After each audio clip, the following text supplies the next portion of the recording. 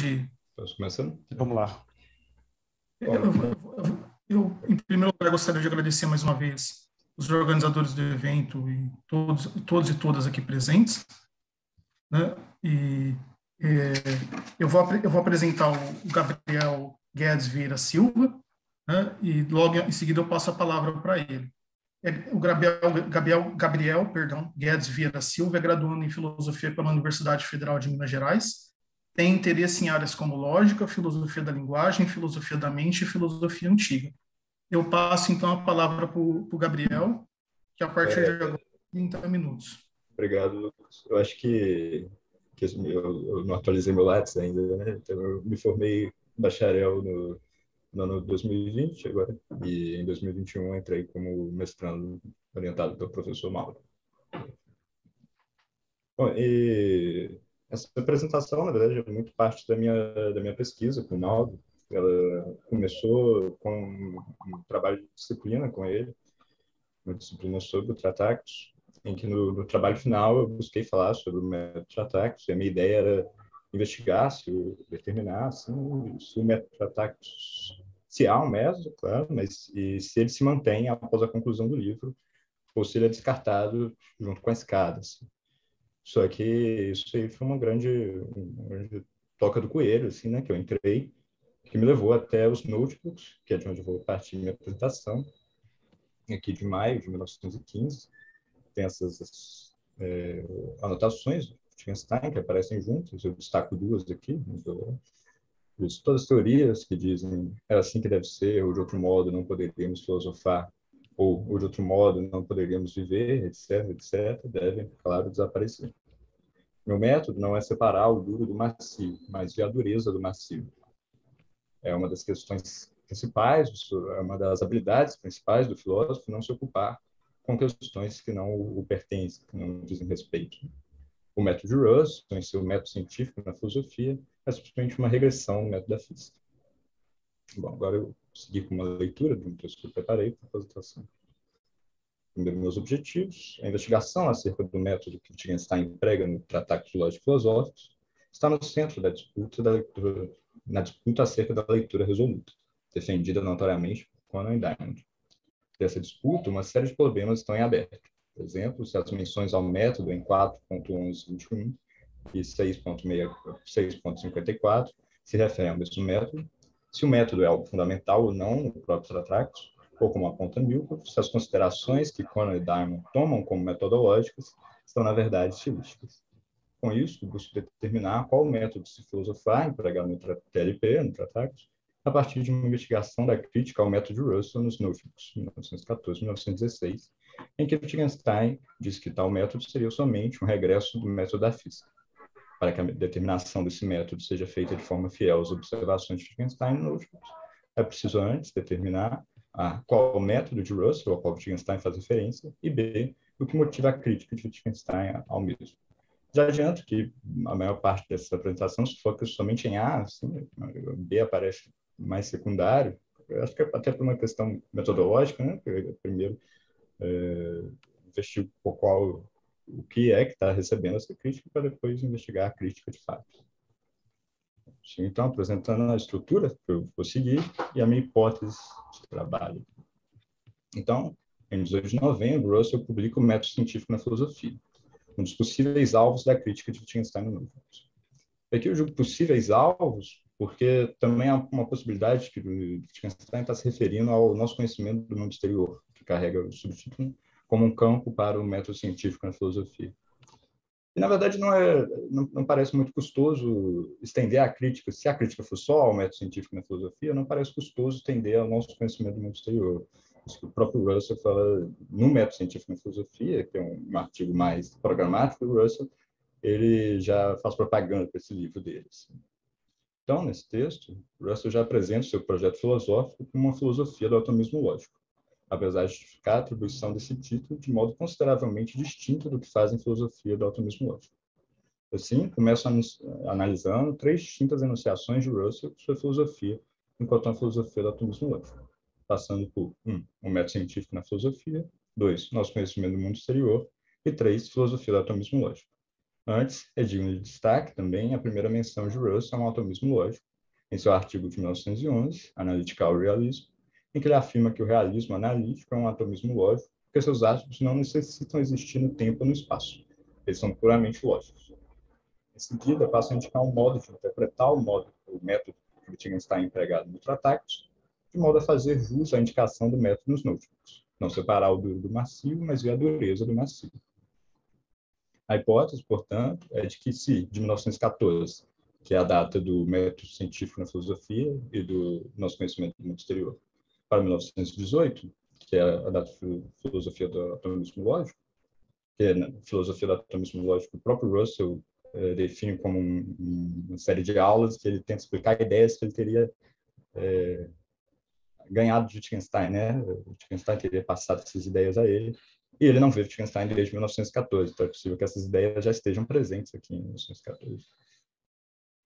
As mudanças, então, a hipótese, portanto, é de que se de 1914 para 1918, as mudanças na filosofia do atomismo lógico australiano não forem robustas o suficiente, especialmente se o método se mantém o mesmo, a crítica que Wittgenstein faz ao método de Russell, o método científico na filosofia, ainda será aplicável ao método de Russell em filosofia do atomismo lógico. Assim, se for possível ampliar a crítica de Wittgenstein para algo como o método científico, o método da filosofia do atomismo lógico de Russell é simplesmente uma regressão do método da física, é possível abrir um precedente para que se coloque em questão a atribuição de um atomismo lógico ao próprio tratado. Bom, sigo, então, a uma análise do método científico na filosofia. Em um método científico na filosofia, Russell parte investigando as duas principais noções que motivam uma investigação filosófica: saber, noções éticas e metafísicas, e as noções científicas. Segundo ele, toda noção ética é essencialmente antropocêntrica, de forma que uma metafísica que se baseia nessas noções será uma tentativa de dar forças legislativas aos desejos do homem em relação ao universo. Portanto, tais noções não terão espaço em uma filosofia que visa o progresso científico, pois, em comparação com a ciência, ela falha em alcançar a liberação imaginativa de si mesmo, necessária para a compreensão do mundo que o homem pode esperar alcançar. Dessa forma, é de alguma maneira na ciência que a filosofia deve buscar inspiração. De alguma maneira, porque o Russell vai dizer, há duas maneiras que uma filosofia pode se inspirar pela ciência. Ela pode eleger os resultados gerais da ciência como pressupostos, buscando a maior generalidade para esses resultados, ou poderá estudar os métodos que a ciência utiliza, visando aplicá-los a si própria, após fazer as adaptações necessárias. Russell, portanto, enfatiza que são os métodos e não os resultados que podem ser transferidos da ciência para a filosofia de modo proveitoso.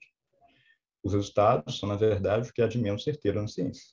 Estão na maior área de risco de se mostrarem falho posteriormente, de modo que uma filosofia que funda seus alicerces sobre tais resultados será completamente perdida no momento em que eles se mostrarem falhos. E, desse modo, abrir mão da característica mais valiosa do método científico: a capacidade de manter parte dos resultados de modo frutífero para investigações futuras, mesmo que não completamente corretos. Então, após apontar o que não deve ser tema da filosofia, resta Russell apresentar problemas específicos que cabem propriamente à investigação filosófica e não científica. É por essa brecha que ele apresenta qual seria o método adequado para a filosofia, ressaltando dois aspectos. Primeiro, que proposições filosóficas devem ser gerais, e segundo, que devem ser a priorísticas. Quando Russell diz que proposições filosóficas devem possuir generalidade máxima, ele não está dizendo que elas devem tratar de um universo como um todo, mas que as proposições devem ser aplicadas a cada uma das coisas individualmente, da mesma forma que as proposições da lógica atuam. Isso, de alguma forma, implica que existe um todo que forma uma coisa a qual os predicados possam ser aplicados. Essa é uma das razões que eu levo a nomear a sua filosofia como filosofia de atomismo lógico. E apresento da seguinte maneira, cito: a filosofia que deseja advogar pode ser chamada de atomismo lógico ou pluralismo absoluto, porque, embora mantendo que há muitas coisas, nega que haja um todo composto dessas coisas. Veremos, portanto, que as proposições filosóficas, em vez de se ocuparem do conjunto das coisas, ocupam-se das coisas distributivamente, e não só devem tratar de todas as coisas, como devem se ocupar das propriedades de todas as coisas que não dependem da natureza acidental das coisas, que por acaso existem, mas que são verdadeiras de qualquer mundo possível, independentemente dos fatos que só os nossos sentidos podem descobrir. Partindo disso, então, temos que a verdadeira essência da filosofia é um processo de análise. Tal processo resulta em mostrar qual é a forma lógica da proposição. Então, é através da forma lógica que seremos capazes de obter condições de verdade da proposição. As formas lógicas são estruturas sem conteúdo específico que predizem tudo que poderá ser dito e julgado sobre o mundo. O ponto de Russell é que, olhando para a forma lógica, a filosofia torna-se capaz de tratar problemas de maneira isolada, trazendo resultados parciais que poderão ser aperfeiçoados ao invés de descartados em uma investigação futura. Russell, então, se ancora ao fato de que as proposições de filosofia serem de generalidade máxima e a priorísticas para afirmar que a filosofia se tornará indistinguível da lógica, e suas proposições serão as mesmas. Parece haver aqui um critério para a identificação de uma lei lógica, de uma proposição da lógica, se é a priorística e possuir máxima generalidade. Ainda, ele indicará que uma das porções da lógica está ocupada com a análise e a enumeração das formas lógicas, isto é, com os tipos de proposições que podem ocorrer, com os vários tipos de fatos e com a classificação dos constituintes dos fatos. Certo. Agora sigo para o nosso conhecimento do mundo exterior. Em nosso conhecimento do mundo exterior, Russell afirma, no prefácio, nomear sua filosofia de atomismo lógico por falta de um nome melhor. Adiante, ele afirma que o ponto de partida de toda investigação filosófica será um datum, isto é, um conhecimento comum, complexo, vago e inexato. Porém, não há uma camada superfina de conhecimento que pode ser obtida que o colocará em posição para criticar o conhecimento do cotidiano. O que o filósofo pode fazer é examinar e purificar nosso conhecimento comum através de uma investigação interna. Com isso, Russell apresenta de forma explícita uma distinção entre o hard data e o soft data. O hard data será aquele que sobrevive à reflexão crítica, que se mantém depois da análise, enquanto o soft ao passar por esse processo, se torna duvidável. O hard data será composto por sense datas e por verdades gerais da lógica. Será o solo firme do filósofo.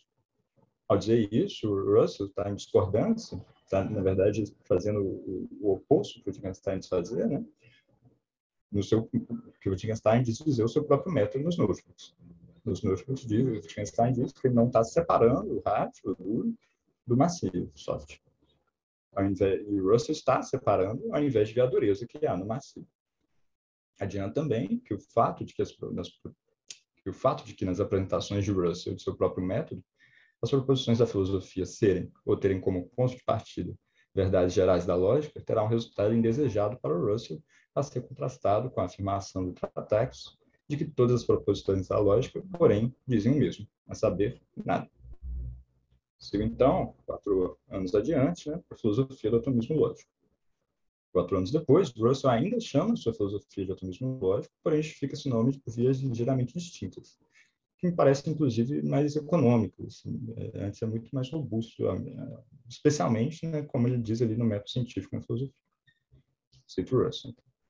A razão pelo qual chamo minha doutrina de atomismo lógico é porque os átomos a quais desejo chegar, como uma espécie de último resíduo da análise, são átomos lógicos e não átomos físicos. Alguns deles serão que chamam de particulares, coisas tais como os pequenos sinais de cores ou som, coisas momentâneas. E alguns deles serão predicados ou relações e assim por diante. O propósito é que o átomo ao qual desejo chegar é o átomo da análise lógica, não o átomo da análise física. Ele parece, portanto, já adiantar ou omitir que trata distributivamente de todas as coisas e das propriedades essenciais e a priorística dessas coisas. E se dedicar mais em uma diferenciação entre sua filosofia e a física, que consiste no distinto resultado final que as duas irão obter. Uma terminará sua análise no átomo lógico, enquanto o outro no átomo físico. Essa diferenciação aparece de modo ainda mais explícito quando Russell se dedica a diferenciar o processo de análise, próprio da filosofia, do processo de definição da física. Cito. Esta, pode-se dizer, é uma definição de vermelho. E uma pessoa poderia entender essa definição, mesmo se não tivesse visto nada vermelho, desde que entendesse a teoria física das cores. Mas isso não constitui realmente o significado da palavra vermelho no seu sentido menos claro. Se tomamos uma proposição tal como isto é vermelho e a substituímos por isso tem a cor com o comprimento de onda máxima, temos uma proposição totalmente diferente. Além disso, Russell já não aparenta mais manter que o critério de identificação de uma proposição da lógica seja a máxima generalidade e a possibilidade de serem conhecidas aprioristicamente. Cito. As proposições da lógica, têm uma qualidade peculiar determinada que as marca a partir de outras proposições e permite conhecê-las a priori. Mas o que é exatamente essa característica, não sou capaz de dizer. Embora seja uma característica necessária das proposições da lógica, que elas consistam unicamente de variáveis, isto é, que elas afirmem a verdade universal ou a verdade, de algumas vezes, de uma função proposicional que se constitui totalmente de variáveis, embora esta seja uma característica necessária, não é uma característica suficiente. Isso aparenta ser uma reação à ideia wittgensteiniana, que vai aparecer depois explicitamente no Tratado 6.1231. O indício da proposição lógica não é a validade geral. Ser geral quer dizer apenas valer casualmente para todas as coisas. Uma proposição não generalizada pode ser tautológica tanto quanto uma proposição generalizada. Outra aparente reação a uma ideia wittgensteiniana, que é uma preocupação que é a preocupação da lógica com a enumeração das formas lógicas mencionada no método científico na filosofia, enquanto alguns impedimentos. Limar essa parte, né? Outra aparente reação a uma ideia wittgensteiniana é a preocupação da lógica com a enumeração das formas lógicas mencionadas no método científico na filosofia, enquanto alguns impedimentos. Russell já não parece mais crer na possibilidade de se especificar a prioristicamente quantos membros participam de uma relação. Não vejo nenhuma razão particular para supor que as mais simples relações que ocorrem no mundo são, digamos, de ordem N, mas não existe nenhuma razão a priori contra isso. Isso aparenta coincidir com a impossibilidade de se especificar prioristicamente as formas lógicas no tratado. O cerne dessa impossibilidade reside no fato de que, sem recorrer à experiência, somos incapazes de definir o número de objetos que participam da relação formal. Para podermos especificar as formas lógicas, seria necessário que fôssemos capazes de especificar a priori o número de nomes que participam da composição de uma proposição. Entretanto, essa especificação, sem recorrer à experiência, seria completamente arbitrária. Aí passo a sessão final, onde eu vi a dureza do massivo, onde eu busco tentar determinar o método de Patágoras, seguindo esse comentário do próprio Wittgenstein nos Notebooks. O mesmo com a aparente sugestão, em 6.53, que o método correto da filosofia seria dizer proposições da ciência natural, não parece ser isso que o Wittgenstein quer. Uma razão de que seria, porém não é, o método correto da filosofia, é que a filosofia, dizendo proposições da ciência, faria o papel de uma teoria, e não uma atividade, contrariando a afirmação em 4.11.2 de que a filosofia é uma atividade. Assim, a principal indicação estaria em 4.11.21, onde Wittgenstein menciona seu método como um estudo da linguagem por sinais. E é nesse estudo que se mostram as propriedades estruturais do objeto, isso é, propriedades internas. Similarmente, as ilustrações nos fazem ver o que o objeto é, ao mostrar suas propriedades internas. E, deste modo, o método de Tratado estaria de acordo com a indicação, em 4.102, de que uma obra de filosofia consiste essencialmente em elucidações. Então, como coincidir o estudo da linguagem por sinais do Tratado com a descrição do método dada nos Notebooks?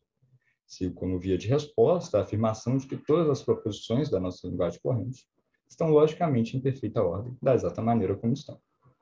Desse modo, estando a linguagem unária em perfeita ordem, o estudo empreendido no Tratado se ocupa em determinar, ou melhor, em mostrar o que garante essa ordem por meio do seu simbolismo, visto que, como indica Engel, as notações do Tratado mostram somente sinais que expressam as regras rígidas da lógica dadas a priori. Em conformidade com essa posição, entendo que Wittgenstein sustenta que o macio, isto é, a linguagem ordinária, possui nela mesmo algo de dúvida, a lógica, que garante sua estrutura, entendimento e também todo o seu potencial de projetar os fatos do mundo. Por essa via, o método do ataque seria começar a partir de sentenças da linguagem ordinária, na qual o duro e o macio aparecem juntos, e dela apontar a lógica que está por trás da linguagem ordinária. Defendo que isso coincide com a descrição do método dos Notebooks, via a dureza que está presente no que é macio. Essa leitura está de acordo com a ideia apresentada por Wittgenstein de que o TLP visa mostrar que não se pode usar a linguagem para sair da linguagem. No 4.124, tem-se a afirmação de que tanto seria um contrassenso abjudicar uma propriedade formal a uma proposição, quanto abjudicá-la. Desse modo, a tentativa de dizer uma propriedade interna em uma proposição poderia caracterizar o que Wittgenstein afirma nos Notebooks como separar o do macio, né, que eu usei como eu estava usando antes, algo que não faz parte do seu método. Obrigado.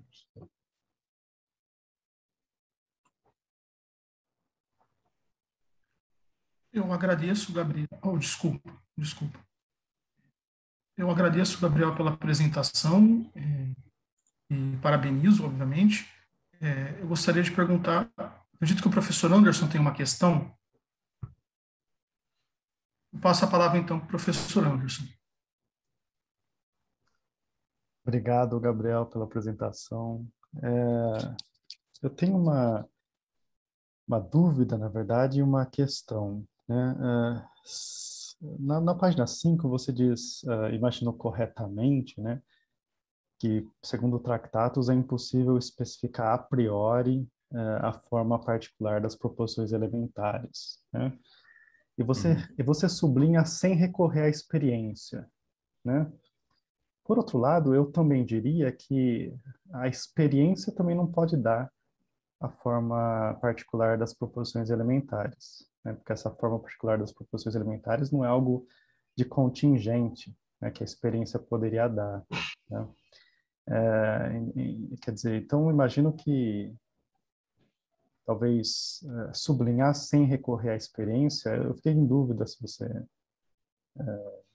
talvez pense que recorrendo à experiência a gente poderia determinar quantos lugares tem uma relação, né?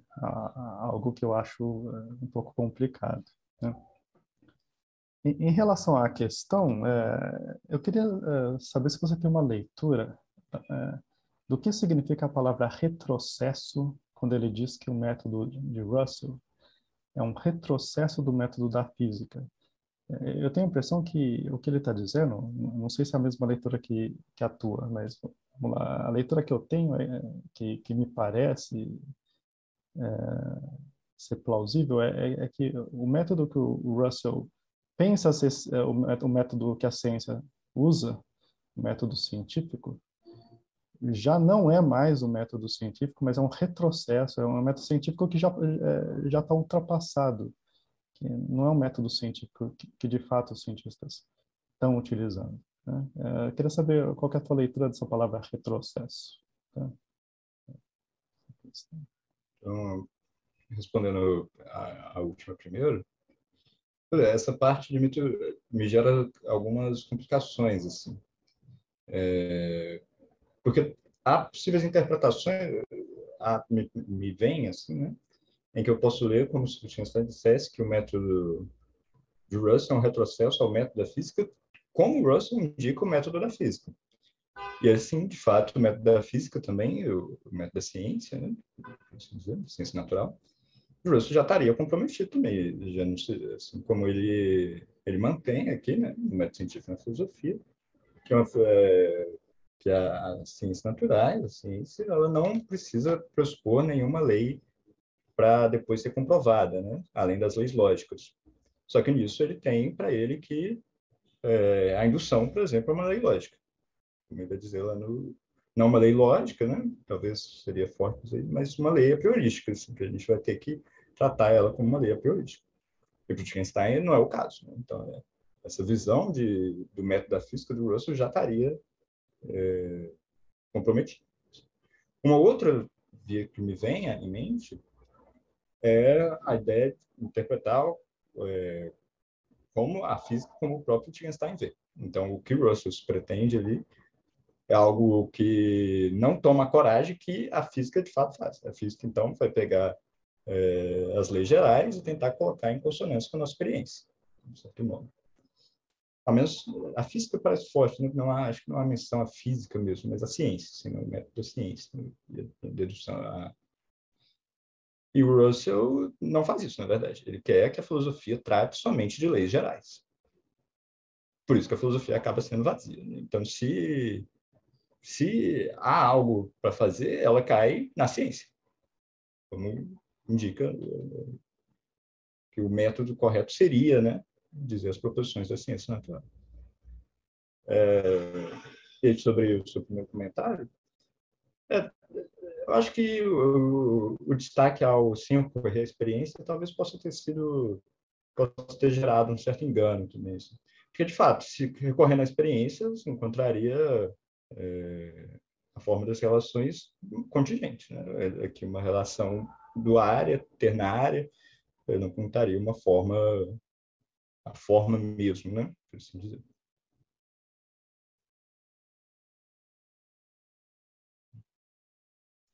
Obrigado.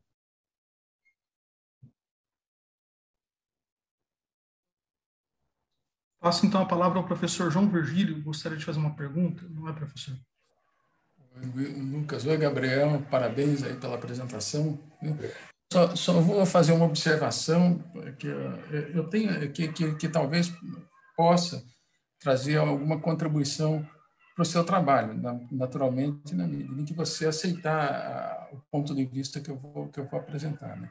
No Tratatus, a palavra lógica ela tem uma amplitude maior do que tem no Russell, me parece. Tá? No Tratatus, ela se refere, é claro, à determinação disso que nós poderíamos chamar de verdades lógicas, que para mim, como você deve ter visto na discussão da manhã, é uma verdade só, né? Mas ela também se estende ao campo da lógica à determinação daquilo que nós chamaríamos hoje de regras de formação das proposições elementares. Regras essas que não são dadas arbitrariamente, nem são dadas recursivamente. Elas são dadas por uma análise lógica que vai chegar aos componentes últimos da realidade e, com base nessa análise, você vai, então, formular a sintaxe das proposições elementares que pertence para o Wittgenstein a isso que ele está chamando de lógica. Você poderia dizer que na teoria de Russell, a teoria dos tipos cumpre essa função. Isso, em parte, é verdade, e é também verdade que a teoria dos tipos ela faz parte da lógica de Russell. Né? No entanto, a teoria dos tipos, tal como está formulada nos Principia, ela tem aquilo que eu gosto de chamar ela segue aquilo que eu gosto de chamar de lógica do churrasco. Qual é a lógica do churrasco? É antes sobrar do que faltar. Tá certo? Ou seja, quando o Wittgenstein pergunta se há uma relação de 37 lugares, pergunta a qual o Russell já está bastante sensível nas conferências sobre o atomismo lógico, né? Essa pergunta, à época dos Principia, ele responderia, não sei. Né? Eu estou formulando uma lógica que tem a estrutura geral para a descrição do mundo. Agora, quais são exatamente as relações e as propriedades, relações e indivíduos necessários, necessárias, a necessário para cada indivíduo, né? A descrição do mundo. Então, quando você faz essa pergunta, aí o Russell concorda. Você tem que chegar a isso através de uma análise uma análise do nosso discurso, que é o que ele começa a fazer, o que ele anuncia primeiro num artigo, em vários artigos, mas principalmente, né, a relação dos dados sensíveis com a física, que é um artigo bem anterior, e depois no nosso conhecimento do mundo exterior. Então, eu acho que quando o Russell está falando de lógica e separa a lógica, os dados sensíveis, de um lado, os dados sensíveis seriam o material a partir do qual ele acredita que pode reconstruir o mundo. Por um lado, então, a lógica e os dados sensíveis. De outro, as proposições descritivas de uma maneira geral, né? Ele está, de alguma maneira, né, coincidindo com Wittgenstein por outras vias, vamos dizer, coincidindo de modo diferente por vias diferentes. Né? O que ele está chamando de dados rígidos aí são as verdades lógicas que ele acredita já ter estabelecido nos Principia, mais aquele estoque de verdades inanalisáveis a partir das quais eu posso construir o mundo. Gostaria de saber se você concorda com esse ponto de vista que eu apresentei, se não, se ele traz alguma contribuição a você ou não. Muito obrigado. Obrigado. Eu acredito que me traz contribuição, especialmente a questão sobre os distintos modos que lógica aparece, né? Especialmente também, acho que isso também me leva, por exemplo, há uma discussão sobre o que vai ser o nome, né? O que vai ser um objeto no final da análise ali. Eu acho que esse é o ponto central de decisão, me parece, também, em certo sentido. Porque o Wittgenstein não vai... então, não só esse, na verdade, me ocorre também que me parece algo como uma posição, assim. Então, ele coincide o Wittgenstein e Russell no data rígido ser lógica. A lógica é parte do data rígido, certo? Claro, o Wittgenstein não vai comprar os sense datas, só que acho que o papel do data rígido para o Wittgenstein me parece estar mais relacionado com uma estruturação de projeção da linguagem ordinária e de manutenção dessa ordem, do que para o Russell, na verdade, em que essa linguagem ordinária se torna meio que descartável após a análise. Mas acho que sim, acho que o comentário me ajuda, assim. Não sei se eu te respondi por completo também, né? Foi um pouco longo, mas acho que... Na verdade, não era uma questão, né? Era só uma proposta de um diálogo para gente, para você fez isso, conversar, né?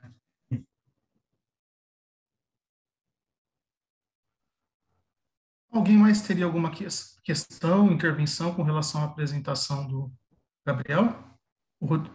Parece que o Rodrigo, né, tem uma questão.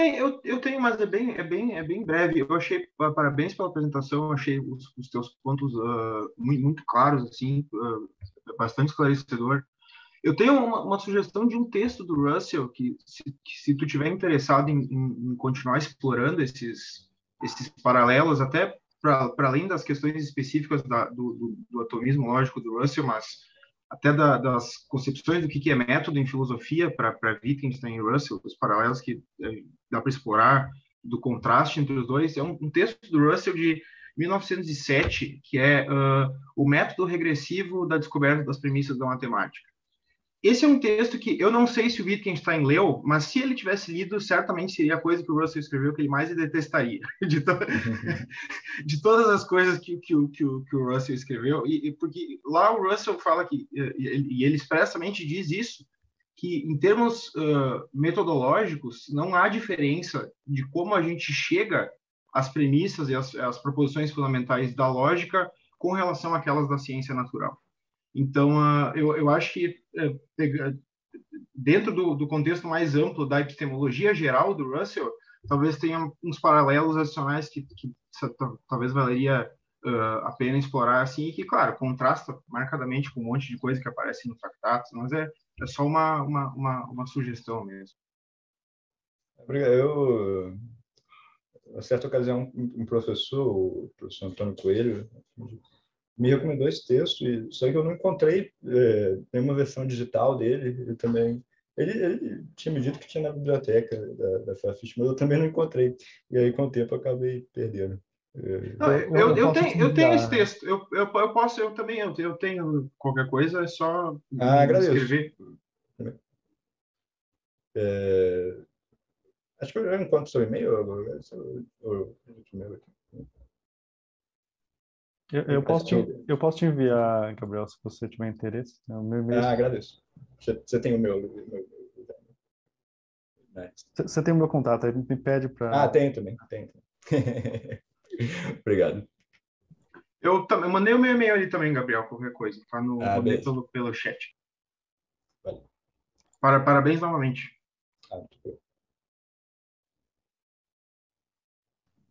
Alguém teria mais alguma questão para o Gabriel, relativa à apresentação do Gabriel? Ô, Lucas, o Marcos Silva postou alguma coisa no chat aí, para uma questão no chat. Muito obrigado, Alexandre. Eu vou dar uma olhada.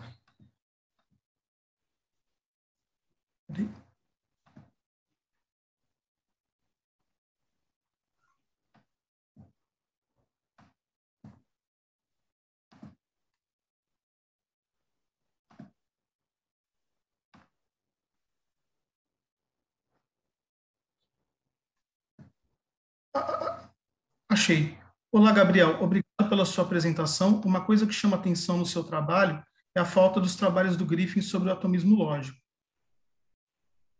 Isso tem alguma razão especial? Obrigado. Eu acho que foi uma questão do Marco Silva.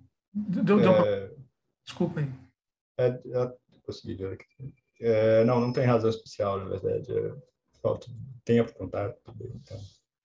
E eu cheguei nessa discussão sobre o atomismo lógico um pouco mais recentemente, então ainda não consegui entrar em contato com toda a bibliografia.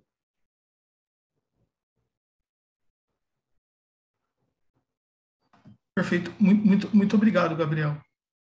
Eu acho, então, que... Desculpa. Não, eu que agradeço. Não, perfeito. Eu acho que é possível, então, passar para a apresentação do Rodrigo, né? Cujo título é O Logicismo de Frege e Russell e a Rejeição Tractariana das Classes, uma tentativa de elucidação de 6.031.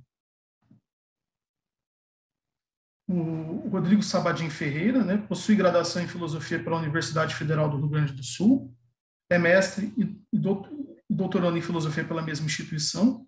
O título da sua tese em desenvolvimento é O Estatuto Ontológico de Funções Proposicionais em Principia Matemática. Eu passo, então, a palavra ao Rodrigo. Muito obrigado, Rodrigo. Desde já.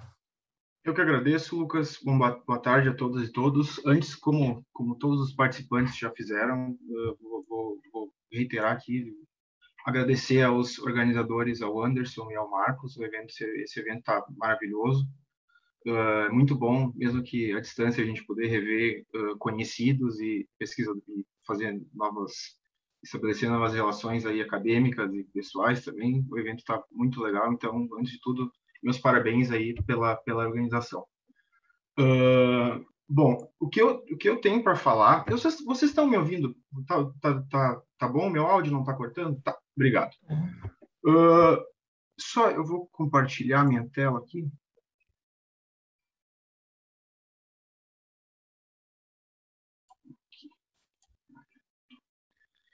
Tá aparecendo direitinho? Para mim tá assim. Tá sim.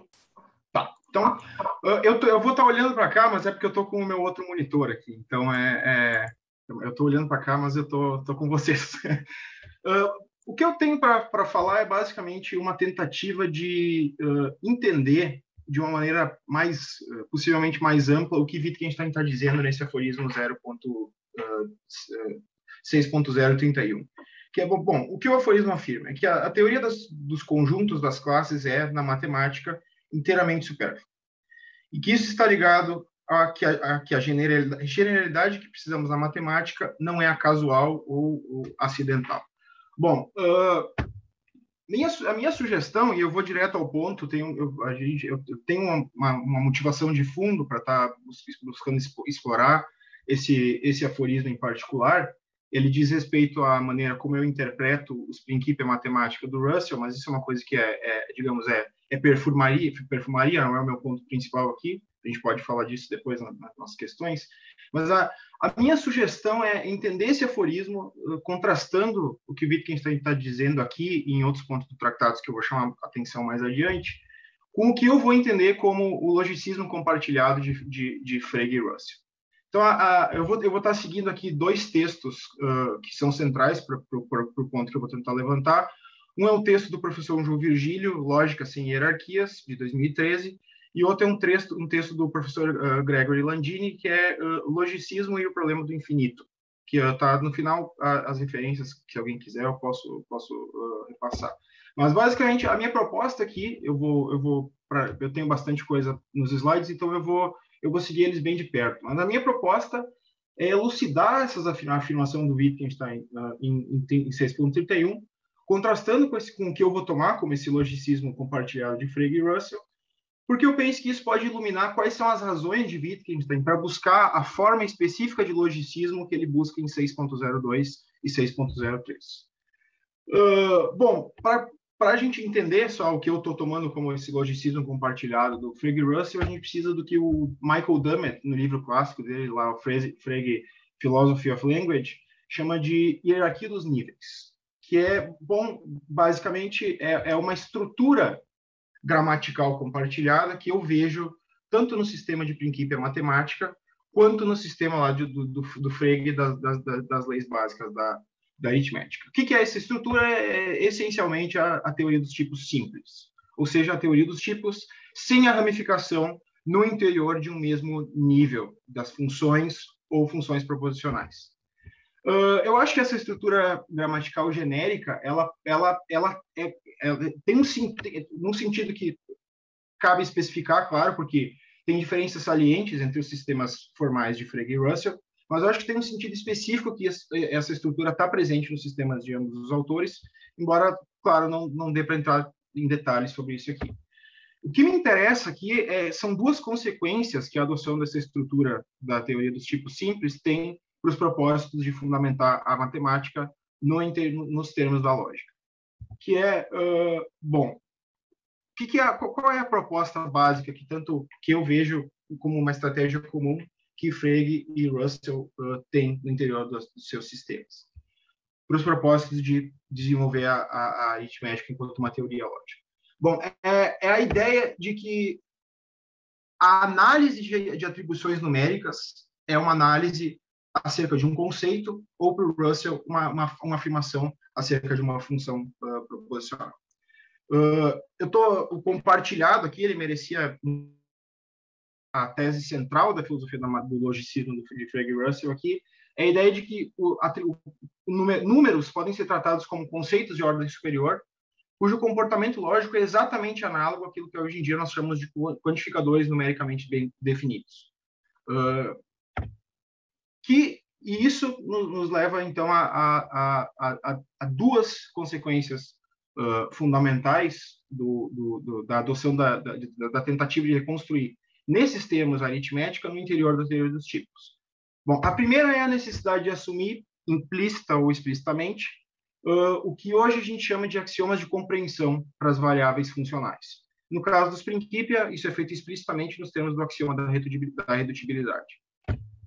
E o segundo aspecto é que a gente não mostra, é impossível provar, resultados básicos da aritmética elementar, como todo número tem um sucessor diferente de si mesmo.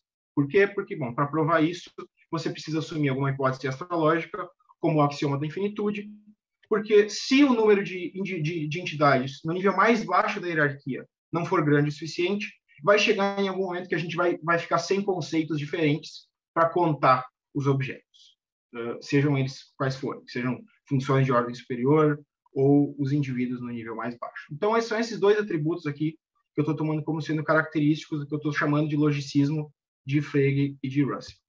Eu acho que,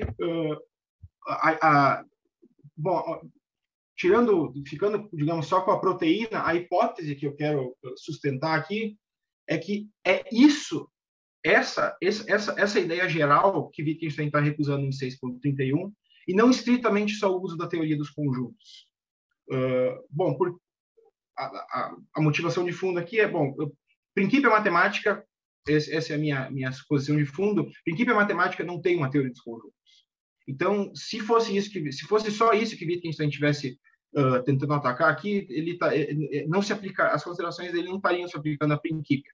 E eu acho que elas devem se aplicar a Principia, porque a discussão que leva a esse aforismo, o alvo principal dele não tem como não ser Russell.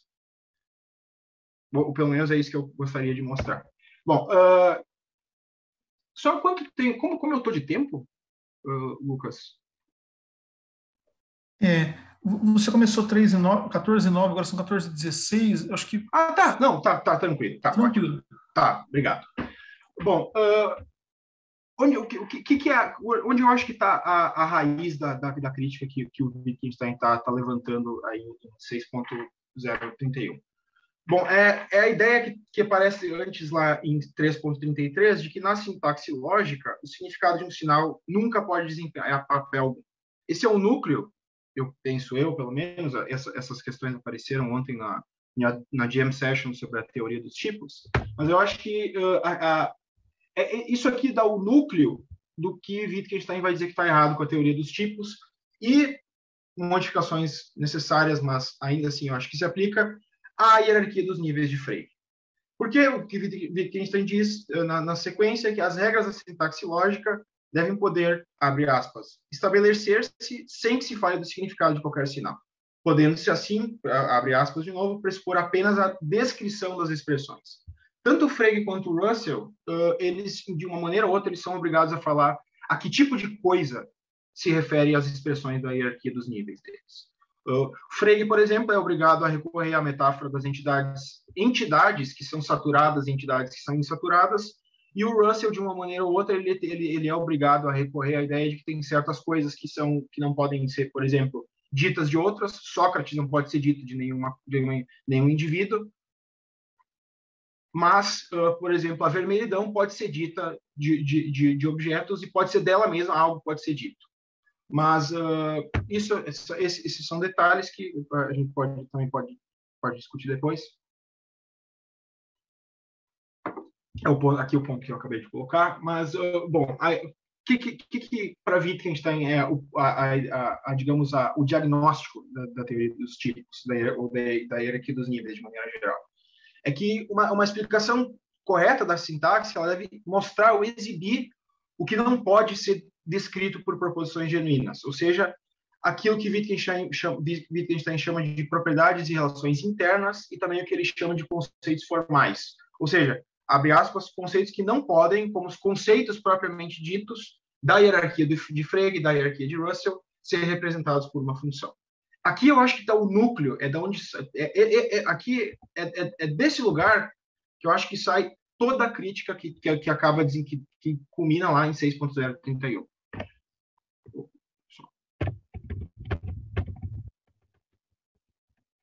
Bom, a própria noção de número dos tratados é um conceito formal para Wittgenstein. E, explicitamente se opondo a Frege e Russell, Wittgenstein afirma que conceitos formais devem ser representados de uma noção adequada por, abre aspas, variáveis, não por funções ou classes. Vejam que aqui ele explicitamente faz o que ele deixa de fazer em 6.031, que é falar por funções ou classes. Isso eu acho que corrobora um pouco o meu ponto, porque aqui ele faz algo que ele talvez deixou de fazer por não achar necessário, que talvez ficasse claro para o leitor, que a ideia de fundamentar a matemática tanto numa teoria de funções é tão equivocada quanto tentar fundamentar a matemática numa teoria de conjuntos. Esse erro, penso eu, a saber, de analisar as proposições da aritmética nos termos de uma hierarquia dos níveis de funções e conceitos, em particular analisando atribuições numéricas como sendo essencialmente asserções sobre conceitos ou funções proposicionais, e não estritamente o apelo à teoria dos conjuntos, que da perspectiva dos tratados consiste no pecado original do logicismo de Frege e Russell. Bom, então, dessa perspectiva, é isso que eu estou tentando estabelecer. Os dois aspectos compartilhados que a gente viu lá atrás, eles são sintomas de um problema mais grave. Eles são consequências de um pecado original. Sobre a necessidade dos axiomas de compreensão, como o axioma da repetibilidade do Russell, o problema fundamental é que os axiomas desse tipo eles acarretam compromissos ontológicos com certos tipos de coisas, certos tipos de entidades. No caso de Russell, as funções proposicionais ou propriedades, no caso de Frege, conceitos ou funções em geral. E isso, claro, que a gente adota do que vai ser a hierarquia dos níveis. A queixa de Wittgenstein, claro, a respeito desse tipo de pressuposição apesar de ela não estar feita com todas as letras nesses termos, mas é o que nos autoriza a introduzir uma coisa dessas como um axioma da lógica. E, claro, a única resposta que o tratado pode dar é nada nos autoriza a fazer tal coisa. Bom, justamente levantando o mesmo ponto que aparece em 6.031, que em 6.1232, Wittgenstein afirma o seguinte: proposições como o axioma da redutibilidade do Russell não são proposições lógicas, e isso explica o nosso sentimento de que, se verdadeiras, elas só poderiam ser verdadeiras por um feliz acaso. O que eu estou sugerindo é que justamente a presença e a necessidade de introduzir um axioma como o axioma da redutibilidade, é que isso é um sintoma particular do que para Wittgenstein era um sintoma geral compartilhado por Frege e Russell. O vício, de maneira breve, é a necessidade de assumir, de uma forma ou outra, Axiomas que garantem a existência de funções, conceitos, relações, etc., no interior do que eu estou aqui, seguindo o Dummett, chamando de uma hierarquia de níveis. Eu acho que para estabelecer isso de maneira, em termos puramente textuais, acho que basta a gente olhar para uma coisa que tanto Russell quanto Frege fazem de maneira exatamente análoga nas suas obras técnicas, que é a maneira como eles definem a noção de número natural por meio do que hoje nós chamamos da noção de propriedade hereditária. O que Frege e Russell fazem é eles definem a classe dos números naturais e demonstram o princípio de indução matemática, apelando à noção de ancestral com respeito a uma relação R, que justamente apela a essa ideia de uma propriedade que é hereditária em uma relação gerada em uma série gerada por uma dada relação.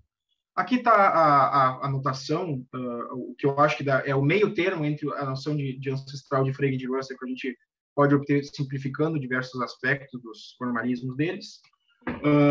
Não interessa aqui necessariamente, mas o que interessa é que é apelando a essa ideia que, de maneira análoga a Frege, Russell e Whitehead vão definir a noção de número natural. Como eles definem, alfa é um número natural se alfa possui todas as propriedades hereditárias com respeito à noção de predecessor imediato que zero possui. Ou seja, algo é um número natural se ele tem todas as propriedades hereditárias que zero passa adiante na série gerada pela noção de predecessor imediato. Onde no tratado aparece a crítica a isso? Aparece em 4.1273, em que Wittgenstein afirma que é falsa a maneira como Frege e Russell pretendem exprimir proposições gerais como apontado acima, a saber, B é um sucessor de A em uma série gerada por uma dada relação R. Justamente o componente essencial da teoria dos números naturais de Principia, que torna viável essa estratégia, é o axioma da redutibilidade.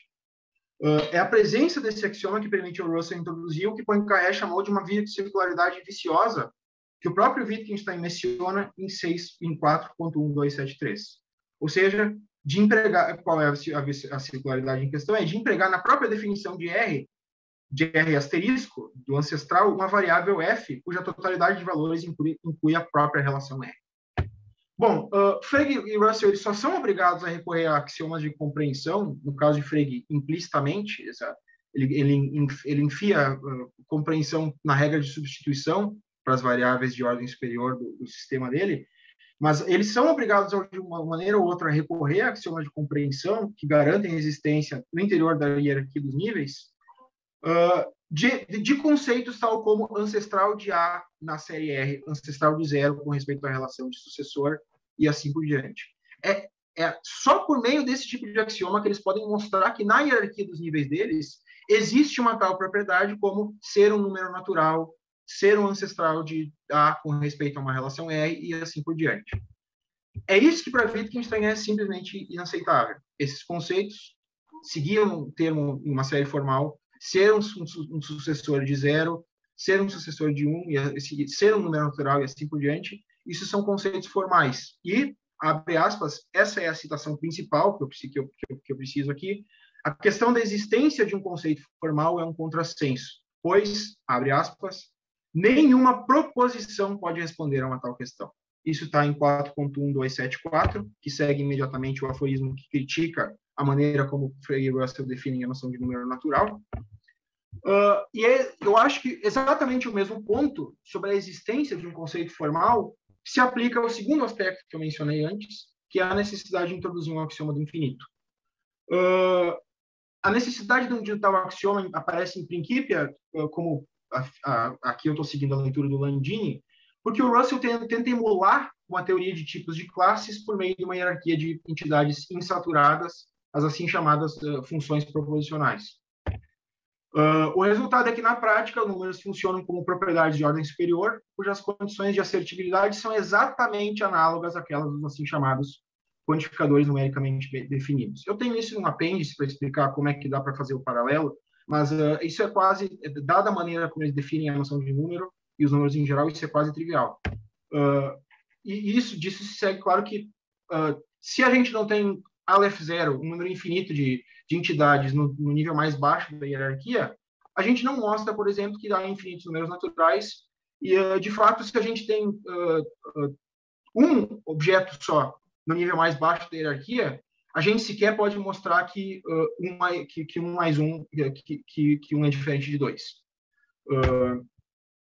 O diagnóstico aqui, então, de Wittgenstein é similar àquele em relação ao axioma da redutibilidade. É por terem analisado o conceito formal de número em termos da hierarquia de funções e funções proposicionais que Frege e Russell foram levados a formular supostos resultados que, de acordo com Wittgenstein, são completos contrassensos. Por exemplo, 1 é um número, há apenas um zero, para usar 2 exemplos que o próprio Wittgenstein dá no Tratados. Bom, para mim, que essa é a crítica de Wittgenstein nesses aforismos, fica evidente quando a gente olha para o que segue imediatamente os aforismos 4.127, 4.1274, que é o seguinte: 4.128, as formas lógicas são inumeráveis. Por isso não há na lógica números proeminentes e por isso não há monismo ou dualismo filosófico. O que Wittgenstein afirma aqui, para mim, é uma crítica explicitamente dirigida às menções que Russell e Whitehead fazem em Principia, e que eles têm que fazer essas menções, isso é importante notar, ao que Russell, em geral, se referia como monismo filosófico, ou seja, a tese de que há um único indivíduo no universo. Esse ponto, eu penso que, do ponto de vista textual, ele é a única coisa que eu vou dizer aqui que é indisputável. Pode ser que todo o resto que eu esteja dizendo aqui seja bobagem, mas esse ponto específico eu acho que não tem discussão. Essa possibilidade do monismo, ela aparece em pelo menos 4 lugares diferentes nos primeiros 4 volumes de Principia, e todos eles são justamente relevantes para o ponto que está em questão aqui. Eu não vou discutir eles. A gente, se tiver alguma dúvida, a gente pode voltar para cada um deles.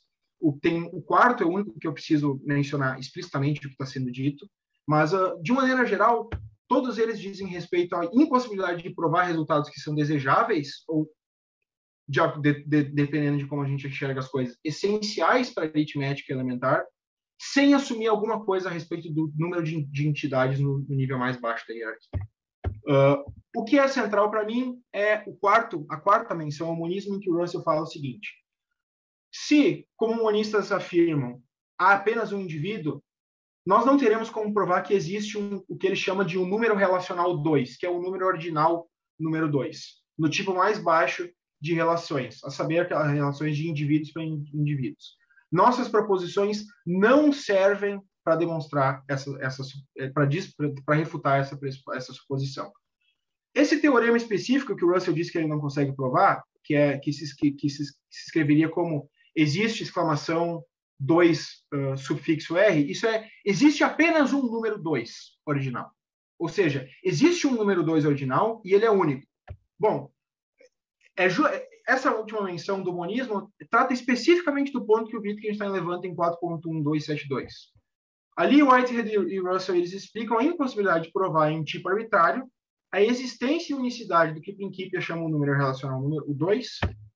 E eu penso que é esse o alvo de Wittgenstein quando ele afirma que tanto é um contrassenso dizer há apenas um, quanto seria dizer, abre aspas, isso está no Tratados, 2 mais 2 é igual... aliás, tudo isso é a citação do Tratados, né? Tanto é um contrassenso dizer que há apenas um, quanto seria dizer 2 mais 2 é igual a 4, faltou aqui o igual, às 3 horas da tarde igual a 4. Eu acho que é isso aqui que Wittgenstein está atacando com a referência ao monismo e a possibilidade do dualismo no aforismo 4.128. Bom, por quê? Porque se eu só tivesse 2 entidades no universo, então eu não ia poder mostrar que o número 3 é único. Se eu tivesse só 3 entidades, eu não poderia mostrar que o número 4 é único, e assim por diante. Esses aforismos e o seu contexto, eles corroboram a minha hipótese inicial de que, bom, para deixar claro, a afirmação de Wittgenstein de que a noção de classe é supérflua na matemática é uma crítica à tentativa de reconstruir a matemática, a aritmética em particular, em termos do aparato conceitual da teoria dos tipos, simples, hoje originada na hierarquia dos níveis de funções ou funções proposicionais, no interior da qual, e essa é claro, é a parte fundamental, atribuições numéricas são analisadas em termos de asserções sobre conceitos ou funções proposicionais ou atributos, e não meramente uma crítica ao uso da teoria dos conjuntos na matemática. Embora eu não possa elaborar... Eu tô no meu tempo ainda? Perdão, tá sim, faltam 6 minutos. Não, Ah, sete, tá. 7 minutos, 7 minutos. Ah, tá. Não, eu tô concluindo já. Bom, embora eu não possa elaborar, para voltar a minha nota, a minha promissória lá do começo, embora eu não possa elaborar mais o ponto aqui, por questões de tempo e espaço, claro, eu acho que isso pode iluminar a motivação do que em geral se chama de logicismo sem classes do Tractatus. O que eu espero ter tornado plausível, pelo menos, embora eu não possa elaborar em mais detalhes essa ideia, é que, de fato, Wittgenstein dispensa em 6.031 é muito mais do que apenas a teoria dos conjuntos. De fato, que eu acho que esse aforismo pode, talvez deva, ser lido como um diagnóstico ainda mais geral e mais radical do quão mal orientado o projeto logicista de Frege e de Russell era da perspectiva do Tractatus. Bom, era isso. Obrigado.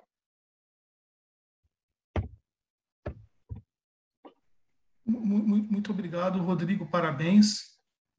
Alguém teria... Professor... Pode falar, Rodrigo. Não, desculpa, eu ia dizer só, o meu bloco, eu vou deixar só a minha tela compartilhada, porque talvez nas perguntas eu tenha uns slides para ir e voltar depois, aí eu ia deixar a minha tela. Perfeito, tranquilo. Professor João Virgílio, o senhor tem uma questão? Bom, há várias coisas que nós poderíamos comentar aqui a respeito do que você falou. Eu queria saber, eu teria que, na verdade, rever, Rodrigo, porque a partir da metade você foi com bastante rapidez, você passou com bastante rapidez sobre os pontos. Eu posso voltar. Não, fica tranquilo, depois você me manda, eu vejo. Mas deixa eu entender uma coisa, quer dizer, o que você chamou no começo de atribuição numérica? Então, atribuição numérica, se eu entendo, é o uso de números para, como dizia o Frege, subsumir conceitos. Quando eu falo que há, por exemplo, 5 pessoas nessa sala, mas não quando eu falo que 5 mais 7 é igual a 12. Nós concordamos quanto a isso? E concordamos que na passagem de uma coisa a outra, a abordagem dos números tem que mudar completamente? Bom, assim, eu não estou atribuindo a Frege essa estratégia que eu estou dizendo que é compartilhada. O que eu penso que é compartilhado, e por isso eu digo que tem que ter muitas aspas nesse compartilhado, é a ideia de que uma atribuição numérica ela é essencialmente uma afirmação sobre um conceito, sim, é isso, mas aí extrapolando Frege é de que, bom, eu não preciso introduzir números no nível mais baixo da hierarquia, ou seja, como objetos, e que eu posso, em geral, analisar qualquer enunciado, inclusive das identidades numéricas, embora, claro, isso torna a paráfrase exponencialmente mais complicada quanto mais complexa ela fica, em termos de quantificadores numericamente definidos. E eu acho que essa estratégia que o Russell acaba adotando na prática, que é o que está por baixo da linguagem da teoria dos conjuntos lá de Principia, é essa estratégia que está por baixo do aparato da teoria dos conjuntos que o Russell levanta em Principia. Eu acho que é essa análise que está subjacente às definições de lá. Essa é uma longa discussão, não quero monopolizar, acho que o Anderson, talvez, alguém mais queira ter alguma coisa a dizer. Tá? Depois a gente conversa mais, tá? Muito obrigado, professor. Passo então a palavra ao professor Anderson, parece ter uma questão, né? Obrigado, Rodrigo, pela apresentação.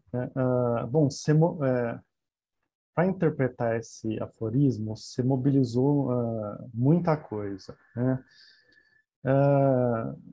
Vamos lá, eu acho que daria para interpretar esse aforismo mobilizando menos coisas, né? E o resto que sobra, inclusive, dá para, como diz alguns, dá para fazer um reloginho, tá? Com as peças que sobraram. Tá? Quer dizer, veja, você mencionou o pecado, você disse o pecado capital de Frege e de Russell foi analisar a atribuição numérica como uma sentença sobre um conceito, né? esse seria o pecado capital segundo a tua leitura. Por outro lado, você chegou também na ideia de que eles definem o conceito de número por meio da relação de ancestralidade, né? O que eu penso na minha leitura é que só a crítica a essa peça do projeto logicista, que é a definição de número por meio do conceito de ancestralidade, já te daria o material suficiente para você interpretar aquele aforismo e do jeito que você faz. Isto é, aquilo que você denuncia como pecado capital acaba se tornando uma peça supérflua. Tá? Imagino que ela, penso eu, você pode depois, claro, discordar de mim, né? Mas vamos lá. Em primeiro lugar, a definição do conceito de número, usando a relação de ancestralidade. Né? O que é o número? São sucessores do zero na relação de sucessor imediato. Né? Ou aquilo de que o zero é ancestral na relação de sucessor imediato. Isso é uma coisa, essa é uma peça do projeto logicista, né? Não é uma peça que faz todo o projeto, porque você precisa ainda definir o zero e a noção de sucessor imediato, né? E a definição do número zero, como, né, a extensão do conceito equinumérico, etc., né, que ele faz no Grundlagen, é outra peça. Essas duas peças se encaixam, mas são peças que mantêm certa independência, tá? Então, uma coisa é o que ele faz na Begriffsschrift, que é o uso do conceito de ancestralidade para provar a indução matemática, para definir o conceito de número e etc., para se livrar do e assim por diante, né? Isto é, para introduzir uma generalidade sem que essa generalidade esteja acompanhada de uma regra, que é isso que o Wittgenstein vai negar no Tractatus. A generalidade matemática sempre tem que estar acompanhada de uma regra, né, para o Wittgenstein. Então, veja, isso já te daria, imagino, a ideia de que a teoria das classes é supérflua. Já te daria a diferença entre sistema e totalidade empírica, por exemplo. Já te daria a diferença entre variável, o conceito formal e o conceito material, e etc. Né? Então, veja, a outra parte do projeto logicista, que é essa definição do número, como do número zero, do número 1, como a extensão do conceito equinumérico, etc., nessa explicação, então, mais minimalista que eu dei, não desempenha papel nenhum. Tá? Não desempenha papel nenhum. Eu não preciso dela para explicar a rejeição a classes.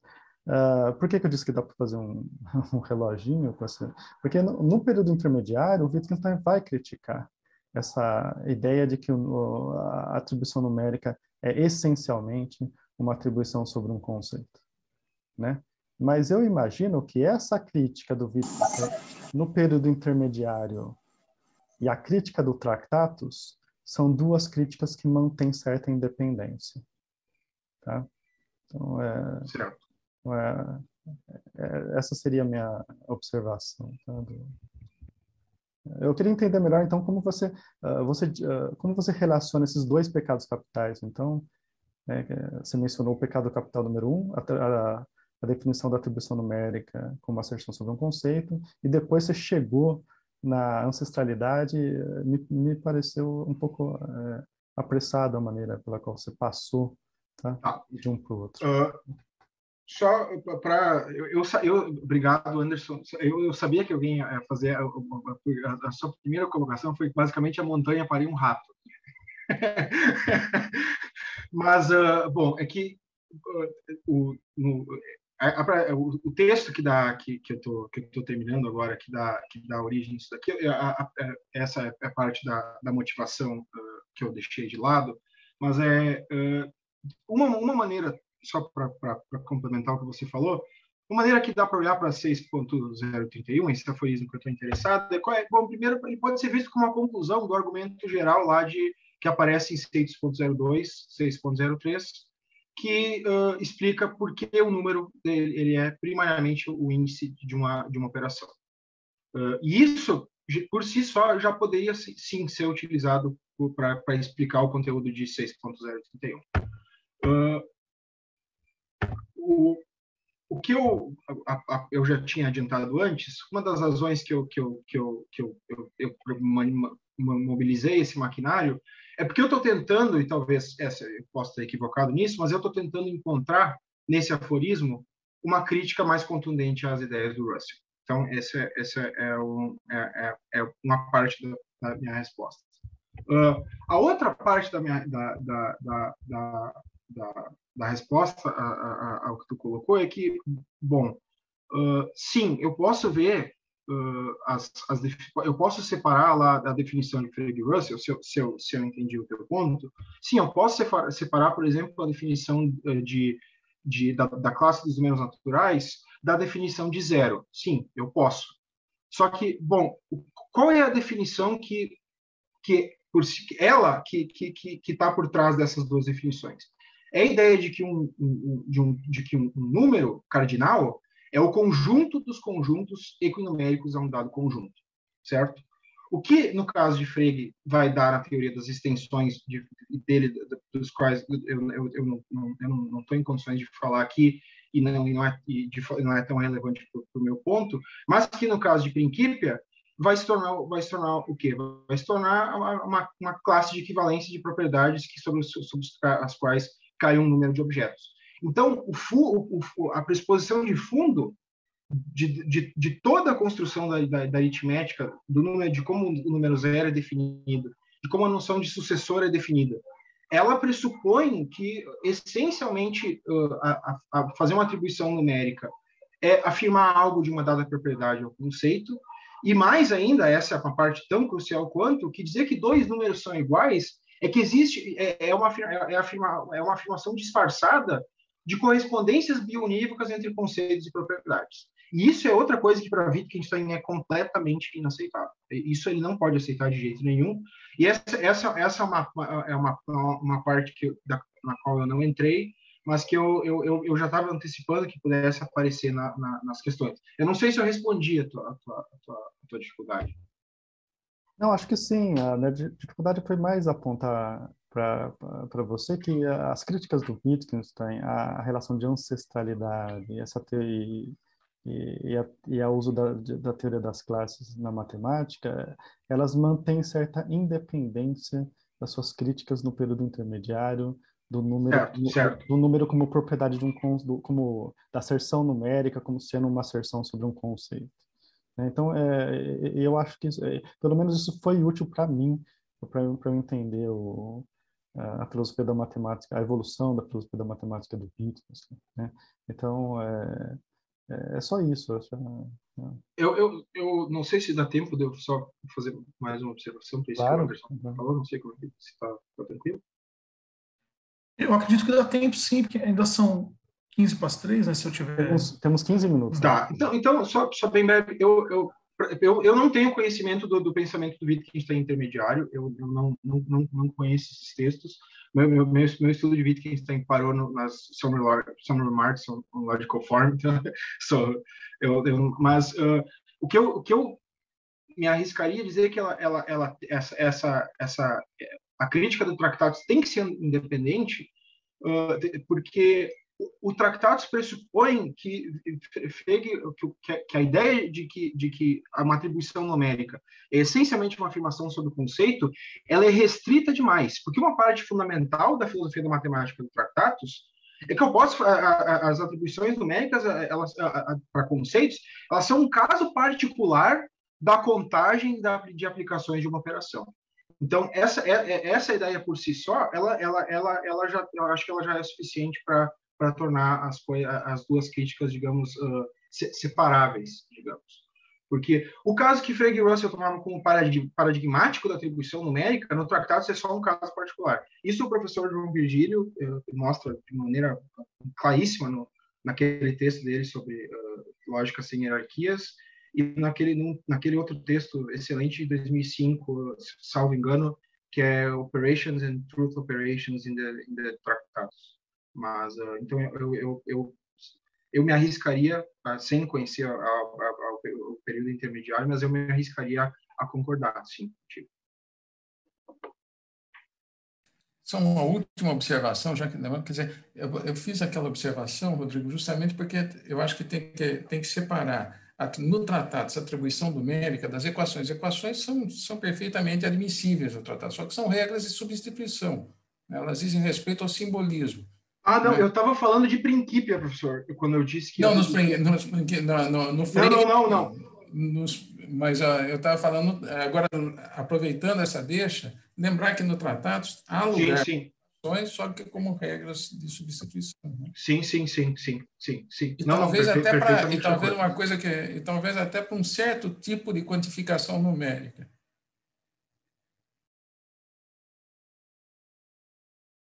Não, eu estava me referindo especificamente aos Principia, né? Quando eu falei que uma identidade numérica ela pode ser também compreendida em termos de quantificadores disfarçados. Bom.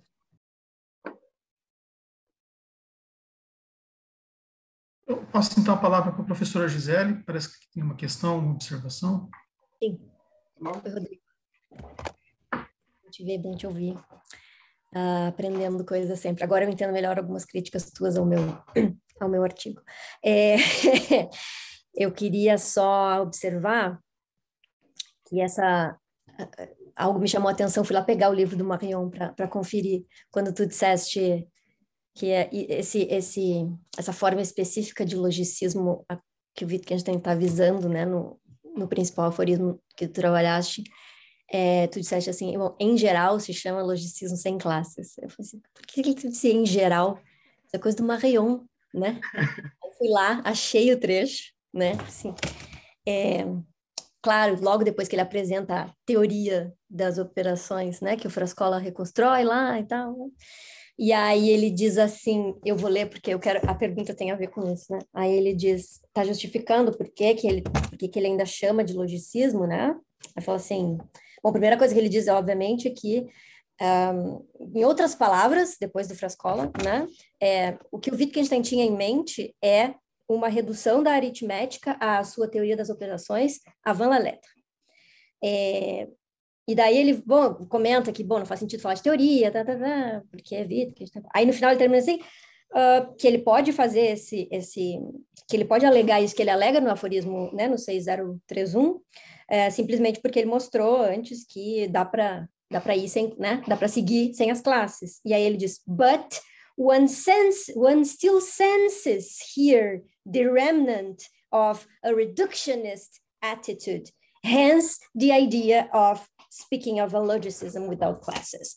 E aí eu não sei, cara, eu tô querendo contestar isso daí. Por que ainda one senses that, né? Não sei. Então, é mais uma provocação para a gente tomar uma cerveja virtual e conversar. Seria papo para isso, mas queria te ouvir um pouco sobre isso. Eu tenderia a dizer que sim, tem um reducionismo ali, assim como tem um reducionismo no Tractatus de querer dizer que, bom, o que é usar a linguagem de maneira significativa afirmar funções elementares, funções de verdade por proposições elementares. Nesse sentido, talvez específico, eu diria que tem, porque o que o Tractatus está dizendo aí é que, bom, a matemática, a matemática não, mas a aritmética em particular, você marcar, estritamente, consiste em substituições que são dadas por regras de aplicações de uma operação, e os numerais, eles não são nada mais do que os índices da possibilidade de aplicações de operações. Então, nesse sentido, eu acho que o Tractatus oferece sim uma filosofia da aritmética, que nesse sentido estrito, eu diria que é reducionista. Mas aí não é o sentido do reducionismo que está presente nesse logicismo compartilhado que tu estava falando, né? Não. Justamente, não é reducionista no sentido que Frege e Russell queriam mostrar que, na verdade, a matemática não trata de números, a matemática trata de conjuntos, ou trata de funções, ou trata de propriedades e assim por diante. No sentido de redução ontológica, que, na verdade, eu não estou tratando de uma coisa, eu estou tratando de outro certo tipo de coisa, não é reducionismo, porque em tratados a aritmética não trata de nada, assim como a lógica não tem um domínio específico de discurso, ela dá regras de operação com sinais e assim por diante. Sim, isso a gente está, acho, em perfeito acordo. São regras que só posso meter o bedelho um pouquinho só? Por favor. Sandra Gisele, é super interessante. Então, não sei se vocês concordam, o ponto é que o tratado é logicista porque ele tem uma boa objeção contra as objeções que o Frege faz aos formalistas. Ou seja, é um jogo sintático, é um jogo de sinais, mas é logicamente fundamentado. Ou seja, não é um jogo, não é um xadrez.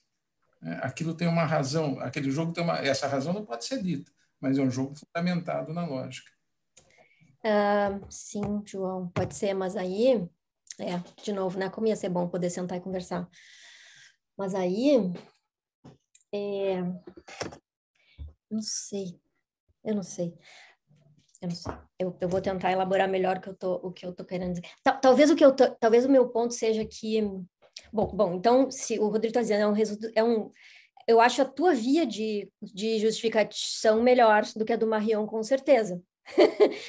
João Virgílio, né? Porque tu tá me dando um outro caminho aí para justificar. Porque na linha do Marion, Gisele. Vamos dizer, quando ele fala não sei qual é a expressão que ele usa mesmo, esse eco, não sei o que é ele. A gente sente, one senses that. Então, tem um remanescente. Então, esse sentimento é justificado, é isso que eu estou falando. Porque dos que ocorrem dentro dos quantificadores. Então, em quantificações do tipo, existe 5, existe 6. Então, você tem uma definição do que quer dizer existe 5 mais 7, né? E você tem uma regra de substituição que te diz, quando você tem esse existe 5 mais 7, pode tirar os 5 mais 7 por 12, que dá direitinho, que vai dar certo. Entendi. O Michael Potter, que é um autor que no texto que eu estou escrevendo, um dos autores que eu uso, ele faz uma sugestão que eu acho que é muito interessante, que é de enxergar a filosofia da aritmética do Tractatus como uma espécie de hiperradicalização da estratégia, do que hoje a gente chama de estratégia adjetiva, que é essa de tratar os numerais como quantificadores numericamente definidos. Qual é essa hiperradicalização? Né? Veja, a noção de aplicação em um conceito não é amplo o suficiente. Eu preciso enxergar o número como o índice de algo que é mais geral ainda, que é de uma operação. E eu acho que nesse sentido o Potter eu acho que ele está certo. Me passa depois essa referência do Potter, por favor, Rodrigo. Obrigada. Obrigada, João, também. Isso está no Reasons Nearest King? Eu acho que eu estou aberto na página. Ou no livro dele sobre Wittgenstein? Não, é no Reasons Nearest King. Eu mando para aqui no chat, pode deixar. Bom, muito obrigado, gente. Não sei se o tempo acho que o tempo já foi. Eu agradeço muito a todos, eu peço desculpas aí pela minha distração, que infelizmente acho que o professor Anderson caiu momentaneamente, mas felizmente ele pôde voltar.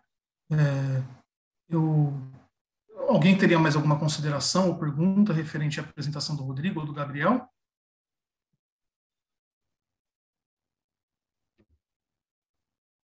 Bom, então eu acho que é possível encerrar essa sessão de comunicações, né, perdão. Eu agradeço muito a todos e a todas. Peço desculpas por qualquer coisa. Uma boa tarde. Eu que agradeço.